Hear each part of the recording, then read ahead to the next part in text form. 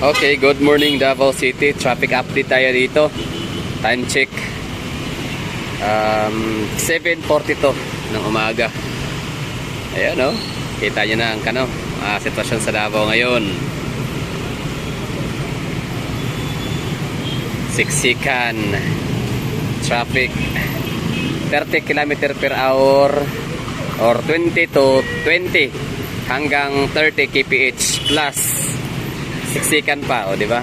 So, anong mangyari diyan kapag late kang mapasok or Filipino time, hindi na applicable dito sa Davao. Kasi yan ang sitwasyon.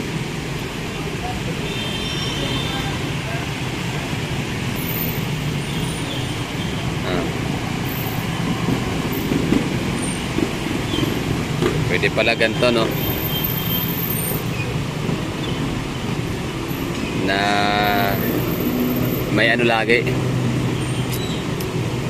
enforcer.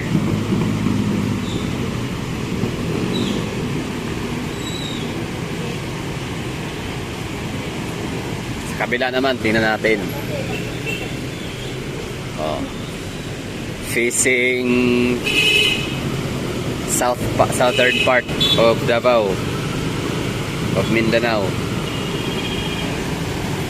May tao. I mean sasakyan. Traffic yarn. So, good morning Davao City. Papakita ko sa inyo mga hagala dyan. Shout out mga rising sa allergy ang sa mga Korean ng ganung logo. Imperialistang Japan daw.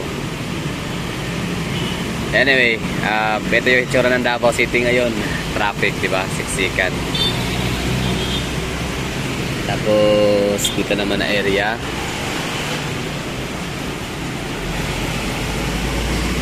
Anong bus yun? Holiday Tours. Anong biyahe nun? Wala, siksikan, no? Ano yun? Special trip, no? So parang nirentahan sila. So tanong ko doon kung anong ruta, anong biyahe nun, bakit siya parang ngayon ko lang yata siya nakita. Hindi siya common. Wala. Balik eskwela na. Biyernes ngayon, no?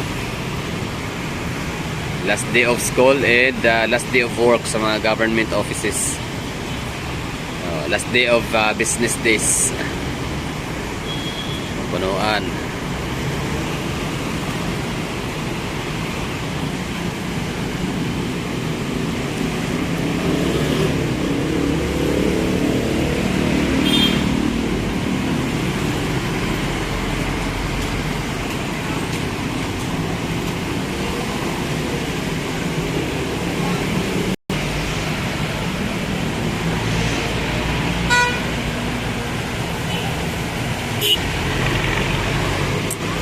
Diba? Ito mga naka-turn right ay left signal. Ayun yung mga papasok sa downtown Davao. Taasan nila, taas ang pila. Abot yan sila hanggang Tulay. Hanggang Pilcres. Ito sa right side, wala problema, no? Kasi papunta na yan. Mga Boulevard, Castillo, Rojas, mga ganyan. Mga nakamotor. Pero ito, 3 lanes na sila na waiting. Okay, pwede na. Pasok.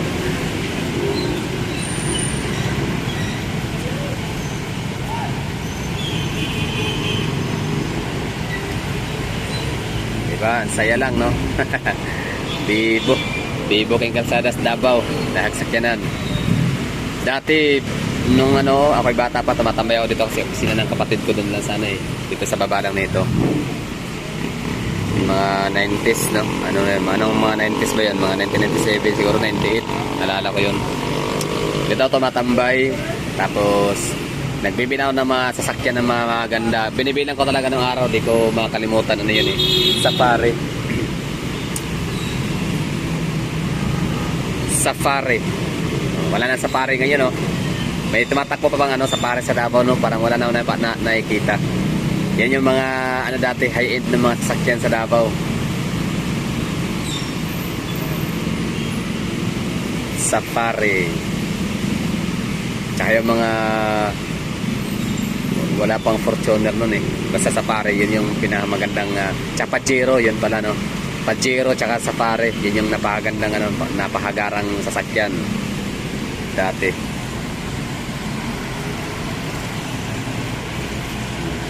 Kita nyo yan.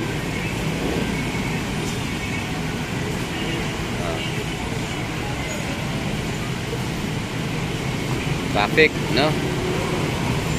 Kaya huwag pa kumpiyansa dito sa Davao. Kung may transaction, may trabaho, di na pwedeng ano, i-apply dito yung Filipino time.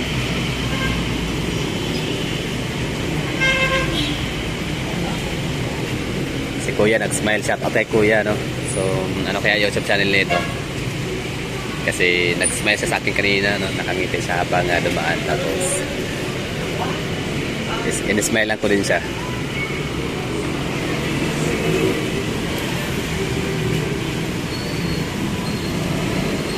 Almendras, Davao City Islamic Center.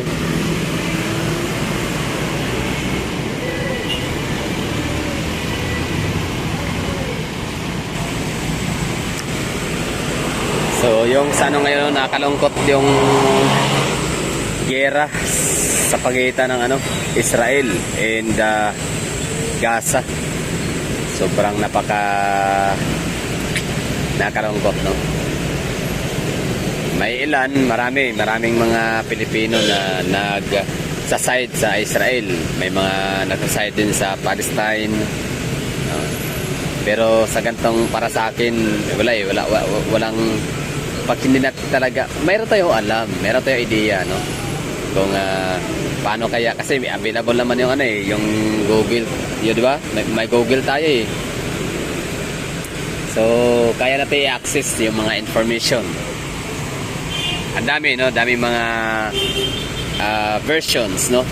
Of stories. Biblical, historical, no? Lahat maraming kuan. Maraming pwede nating marinig ng mga facts tungkol sa Israel and Palestine. Pero siyempre, para sa akin, ayaw kong mag-side kung sino yung nasa tama, kung sino yung may mali. Basta wala lang, ang magagawa ko talaga is wishing and praying, hoping ba, na sana matapos sa lahat, no? Matapos kasi kawawa eh, no? Ganoon naman talaga kapag may giyera, digmaan sa pagitan ng dalawang grupo, talagang una talagang magiging kawawa yung mga sibilyan, di ba? Innocent mga sibilyan.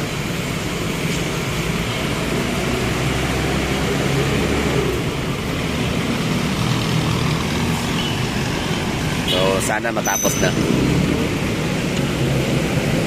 So digmaan siya, no? Hindi lang siya sa race lang, hindi lang siya sa nationality. Palestinian versus Jewish people. Kundi digmaan talaga siya tungkol sa religion na rin, no? Grabe, napakalupit na usapin talaga ang religion. Mas malala sa religion and politics, no? Yun yung dalawang bagay na yan ang hirap, napaka-komplikado na pag-topic, no? Pag-usapan, magiging issue yan, no? Mabuti pa sa showbiz, no? Sa showbiz na lang. Pag-usapan natin showbiz, yun pa siguro medyo hindi pa siya ganun ka hindi pa siya ganun ka sensitive, no? Pero pagdating talaga sa politics and religion, pero okay pa yung politics, no? Yung religion talaga, yan talaga yung hanggat maaari iiwasan, no? Na magiging topic. Hindi talaga makakasundo, no? Kapag pag-usapan yung tungkol sa relihiyon. Ayan, so sana matapos yung hidwaan nila. I mean, magkaroon ba ng peace talks, no?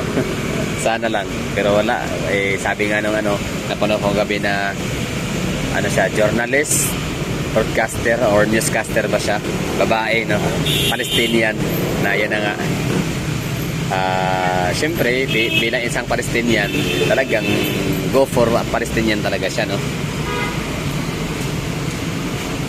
Kaya tayo ng mga wala sa Palestine, wala sa Israel, tayo ng mga hindi naman talaga rin ganun ka-expert, no? Pagdating sa history, biblically and politically, o ano pa man tawag dyan, ay wag na lang muna tayong sa bagay, kung makikipray for Israel kayo, I stand for Israel or I stand for Palestine kayo, wala naman tayong magawa. Ay ano nyo yan prerogative nyo yan, no? Hindi yan karapatan. So ba't ko naman, sino ba naman ako para pagsabihan ko kayo na wag, no? Basta sa akin lang. So kung kunya baka tatanong niyo ako kung anong masasabi ko, anong bilang isang kunyari content creator, influencer, putik na yan, influencer. Sana all influencer. So syempre, anong pananaw ko dyan, yun lang, peace on earth talaga, no? Peace on earth. Sino ba naman gusto may away, may digmaan, may gera? Di ba? Wala.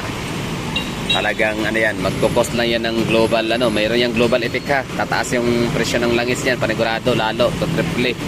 May patay tayo mga taga-Pilipinas, no? So, domino effect yan. Siyempre, Arab Middle East, no? Gitnang silangan, source of yan? Mga petrolyo, patay tayo dyan. Doon ang gagaling. Siyempre, wala na, papanig-panigan yan mga Arab country versus Israel. Siyempre Israel, kahit sabihin natin na wala silang kakampi ng mga Arab nation, although meron man.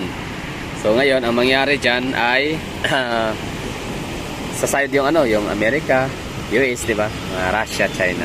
Basta ganun lang mga gala. So good morning Davao, maganda pa rin naman ang Davao kahit pa paano, kahit pa traffic, maganda pa rin ang Davao, no? Walang mawawala dyan. Tapos wala nang ulan kanina, maulan, no? Ang ganda ng umaga kahit hindi pa tayo nakatulog. Maraming salamat sa mga nanonood dyan, at sa mga concerned citizens sa akin, kung ano nangyari sa akin, okay lang. Di lang nakatulog for 3 days. Bye bye, ending ngats.